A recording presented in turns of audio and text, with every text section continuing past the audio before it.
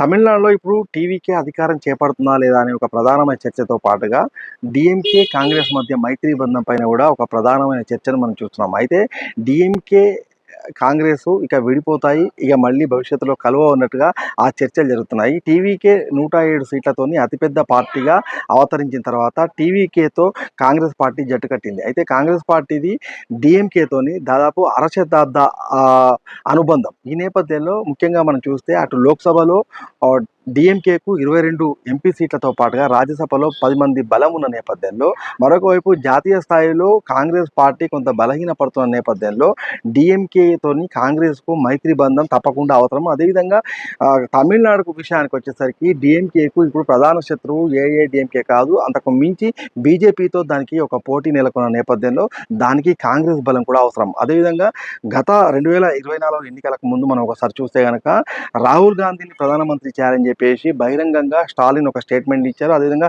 స్టాలిన్ గురించి రాహుల్ గాంధీ మాట్లాడుతూ తన సోదరుడు అని చెప్పేసి అభివర్ణించాడు. ఈ నేపథ్యంలో 2029 ఎన్నికల్లో కాంగ్రెస్ పార్టీ ఒకవేళ ఎమర్జ్ కావాలన్నా డీఎంకే అవసరం ఎంతైనా ఉంటుంది. అదేవిధంగా డీఎంకే కూడా జాతీయ స్థాయిలో ఏ అవసరం ఉన్నా కాంగ్రెస్ అవసరం కూడా ఉంటుంది. ఈ నేపథ్యంలో మొత్తంగా ఇవన్నీ కూడా తాత్కాలికంగా భావోద్వేగ బంధాలు సృష్టించి ఉండవచ్చు, కానీ మొత్తంగా రాజకీయ అనివార్యతలు అయితే ఖచ్చితంగా చర్చలకు తావిస్తాయి. భవిష్యత్తులో ఈ రెండు పార్టీలు కూడా కలిసే అవకాశం ఉన్నట్టుగా కూడా విశ్లేషకులు చెప్తున్నారు.